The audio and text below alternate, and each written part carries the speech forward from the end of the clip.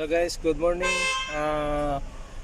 Mayroon lang akong i-vlog sa inyo na kung paano magtanggal ng knob ng Hyundai Sonata. So, very simple lang to, madali lang para alam nyo kung paano magtanggal. Kasi yung iba, sa akin nangyari din, hirap din ako magtanggal dati ng knob.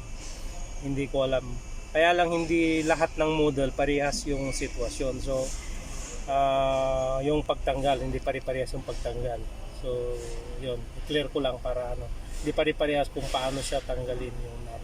So, ngayon ito, so, Hyundai Sonata 2010, ipapakita ko kung paano step by step para alam nyo, para hindi nyo masira yung knob. Kasi magagalit naman yung may-ari ng sasakyan pagka natanggal mo yung knob, sira na, so mababasag. So kailangan mo ingatan. So ganoon lang guys. So tara, tignan natin kung paano. So panoorin nyo kung paano. Okay guys.